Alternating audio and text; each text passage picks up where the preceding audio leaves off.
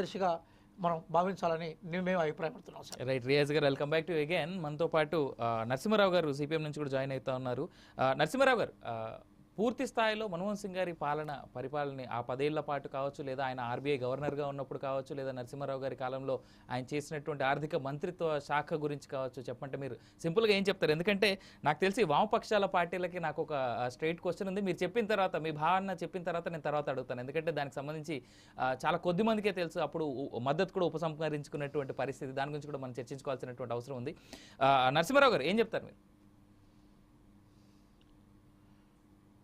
నరసింహారావు గారు, మీరు మ్యూట్లో ఉన్నట్టున్నారు సార్. ఓకే ఓకే, ఇప్పుడు వినిపిస్తుంది సార్, మాట్లాడండి. Okay sir.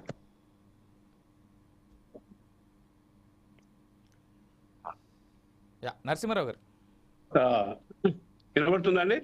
వినిపిస్తుంది సార్, చెప్పండి.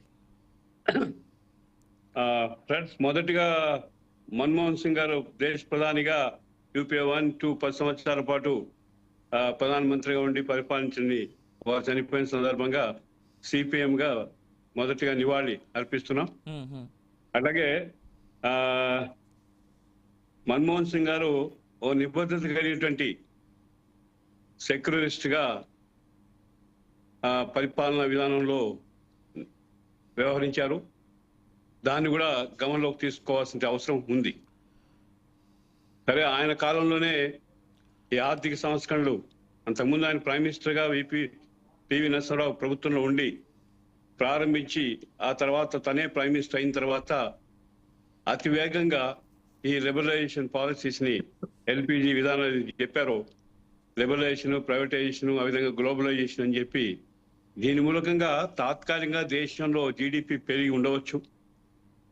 సరే, వెల్ఫేర్ సంబంధించిన కొన్ని ప్రయత్నాలు కూడా ఆ కాలంలో జరిగి ఉండవచ్చు. కానీ అల్టిమేట్ గా ఇంతకుముందు చెప్పినట్టు కాంగ్రెస్ మిత్రులు దీని మూలంగా ప్రపంచంలో భారతీయులు ఎక్కడ పోయినా కూడా ఇంటలెక్చువల్ గా, సమర్థులుగా వాళ్లకు సానుకూలత ఏర్పడింది. అది వ్యక్తులకి ఉండవచ్చు, కానీ భారతదేశ ప్రజలకి, భారతదేశానికి సంబంధించినటువంటి ఏదైతే పబ్లిక్ సెక్టార్ ప్రజలకు సంబంధించినటువంటి సంపద, వాటికి సంబంధించి మాత్రం రూయిన్ అయినటువంటి పరిస్థితి చూస్తున్నాం. ఆయన కాలంలో ఈ ప్రైవేటైజేషన్ మూలకంగా పబ్లిక్ సెక్టార్స్ అన్నింటినీ కూడా ఏంటంటే ప్రైవేటైజేషన్ వైపుకి తరిమి ఆ విధంగా కుదేలు చేసినటువంటి పరిస్థితి కూడా చూస్తున్నాం.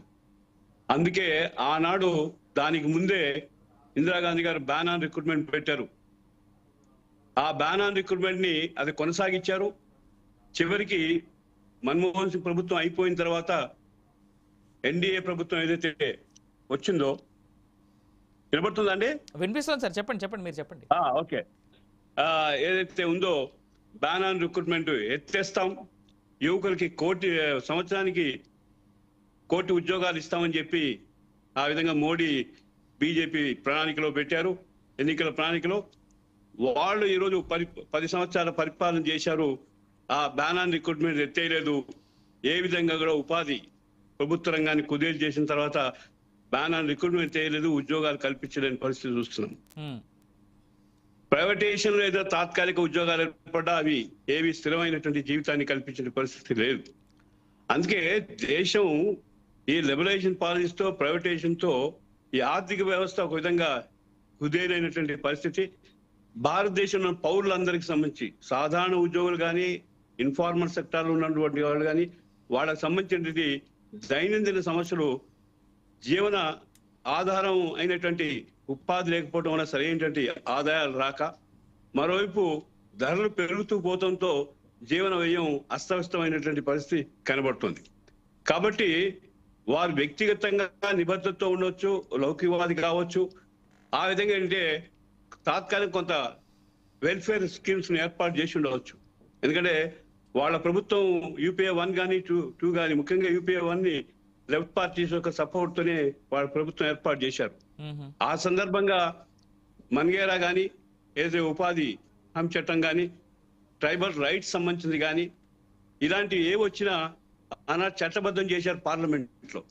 కానీ వాటిని కూడా ఈరోజు పార్లమెంట్ లో అది చట్టం అయింది కాబట్టి అవసరమైతే దాన్ని కోర్టులో ఛాలెంజ్ చేసే అవకాశం ఉందని చట్టం చేసి ఉన్నారు. కానీ వాళ్ళేంటంటే ప్రభుత్వాలు వాటిని దాదాపు ఉపాధి హామీ పథకాన్ని శిథిలం చేస్తున్నటువంటి పరిస్థితి ఉంది. ఆ విధంగా ఈ రోజు కూడా 10 సంవత్సరాలు వాళ్ళ కాలంలో నిబద్ధతతో ఉపాధి ఇచ్చి కనీస వేతనం ఇవ్వాలి, అన్ని వస్తువులు ఏర్పాటు చేయాలన్నారు. వారు పోయిన 10 సంవత్సరాలు ఈ రోజు బీజేపీ వచ్చిన తర్వాత వాటి నిధుల్ని తగ్గించేస్తుంది. కనీస వేతనం అనేటువంటిది దేశవ్యాప్తంగా ఎక్కడ నిబద్ధతతో లేనటువంటి పరిస్థితి. రైట్ 200 రూపాయల లోపలదేమో, ఆ పైన మాత్రం లేదు. అందుకని వాళ్ళ కాలంలో ప్రారంభించిన నూతన ఆర్థిక విధానాలు ఉపాధి లేకపోవడం అనేది ఉపాధి రహిత్యం అయిపోతుంది. నిలకడగా ఆదాయం అనేటువంటి వేతనం అనేది తేలలేదు. ఈ రోజు వచ్చేప్పటికి ఏంటంటే అది మొత్తం తరలించుకుపోతున్నటువంటి పరిస్థితి ఉంది.